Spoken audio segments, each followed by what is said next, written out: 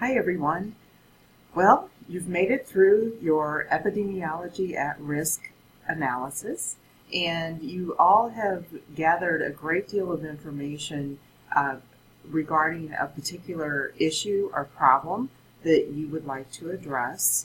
Some of you are more focused on clinical issues, and some are more in the community issues, but they're all based on certain populations, and that's what it's all about. So the concept of population health transcends all areas of practice. So our focus is to now move forward with what we're doing to actually put together in an incremental process a plan, a design.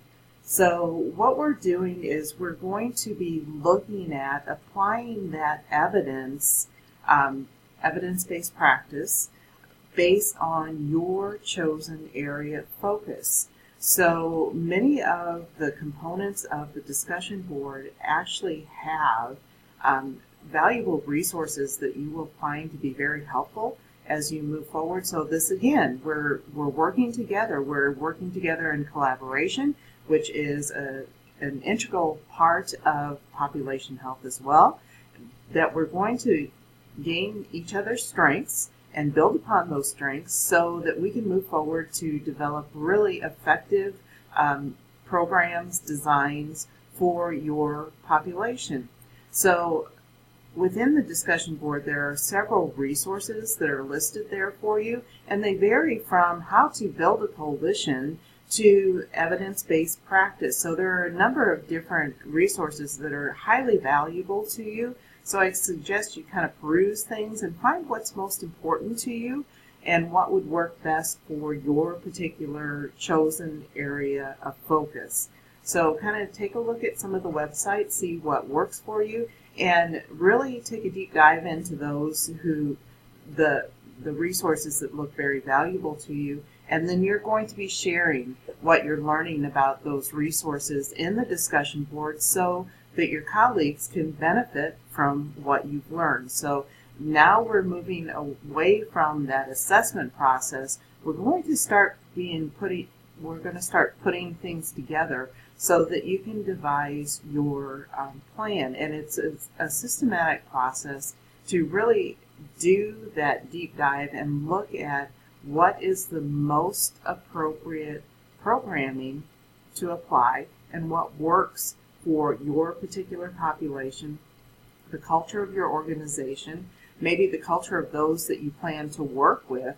So there are multiple factors that you need to consider as you're looking at what's out there and really looking at all the different types of programming that are available and using your critical thinking skills to really hone in on what's the best way to move forward with the particular area of focus, our area of practice. So we're really looking at those key concepts in program design and development. And I want you to really focus on your readings this week.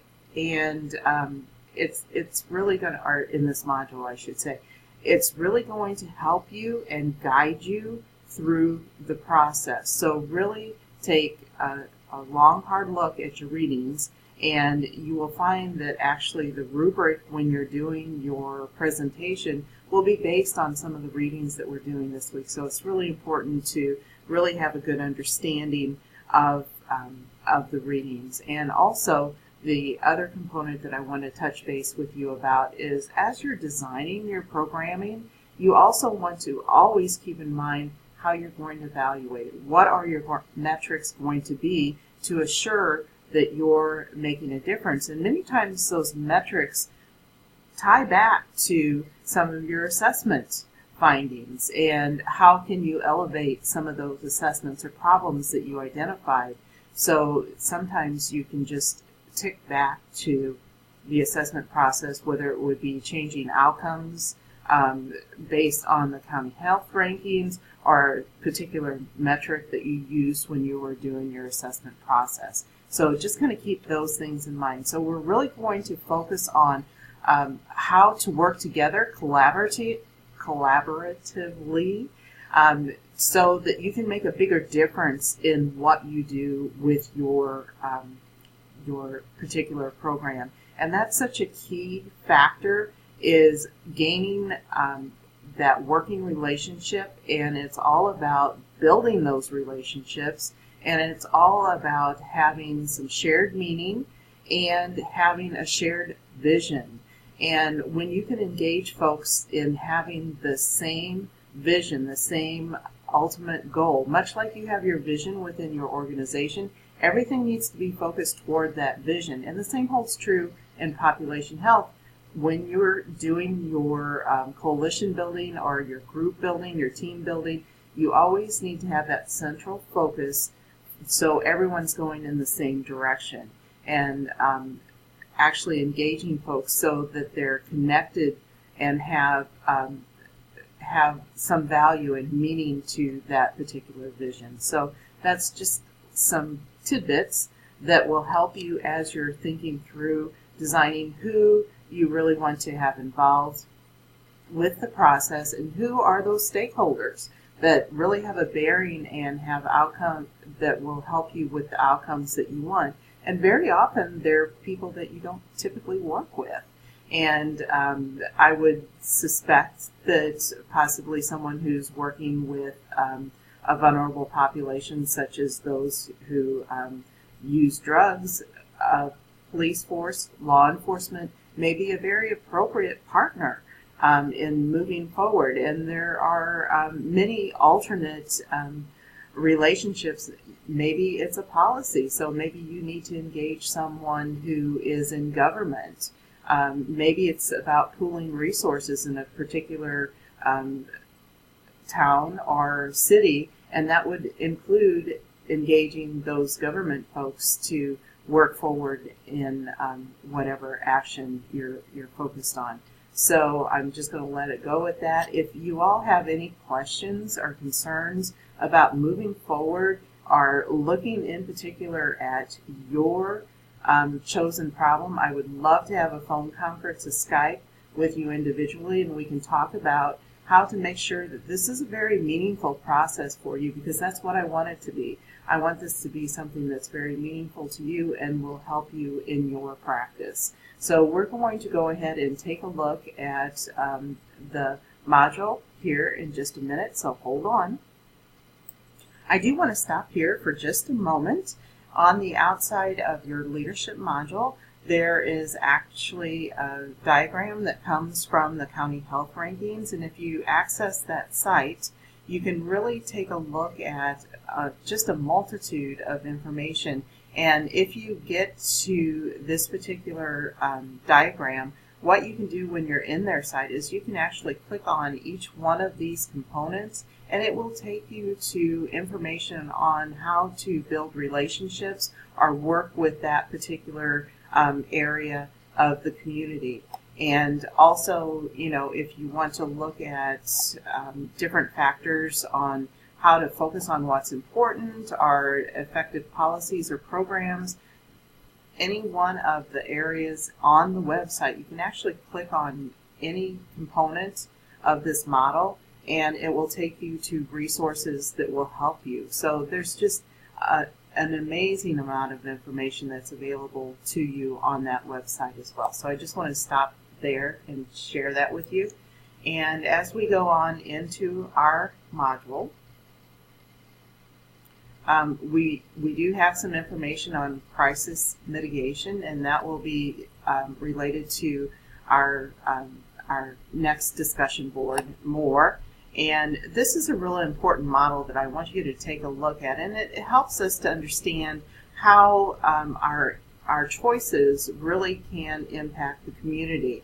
And when we really want to focus on a greater amount of the population, we really want to start with some of those really basic factors as far as socioeconomic factors, really looking at poverty reduction, those types of things. And then when we think about what we typically do in facilities that are focused on acute care, we're really into looking at counseling and education, and really that just is the very tip of the iceberg as far as making an impact on populations in general. So just kind of keep that in mind. Not that it's bad, I'm not saying that, but when you want to make a greater impact, you can see that with the model, you can see how the impact actually increases based on what you're doing. And it's much like going with impact with policies, and that makes a broader reach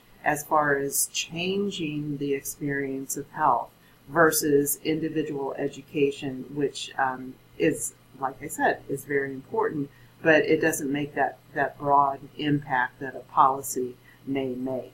So just really take a look at the Freedom model. It is very fundamental, and if you understand this, this is a really good focal point as far as looking at population health.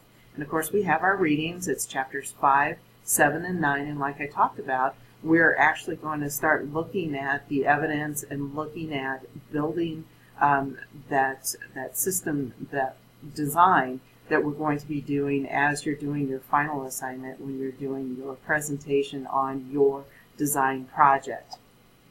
And again, much of the information is evolving, and this, as leaders, is such an important factor, and I want to really key into really elevating the level of health for the staff that you work with and your coworkers, your colleagues.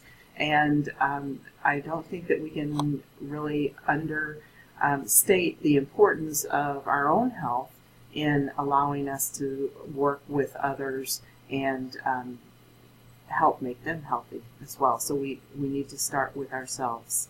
So then, of course, we have the resources for success.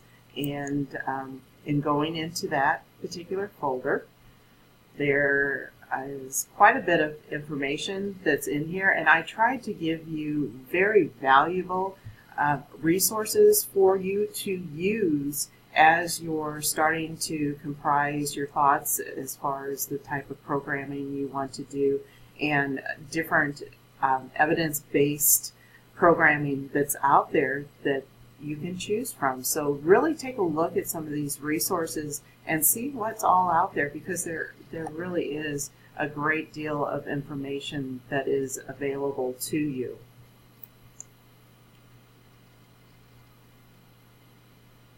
And so as we move on down, of course, there's a link to the forum, and then there's another video that was really good, and this is very moving as well and very timely. So I wanted to share that with you as well, and it has to do with the nightclub shootings that have occurred. So this is the information for our leadership module number 3. And like I said, if you have any questions or concerns, or if you just want to have a dialogue about where you are as far as where to go next with your epidemiology at-risk assessment, analysis, we can most certainly do that as well. So just let me know what you need, and I look so forward to interacting with you. It's late, I'm sorry.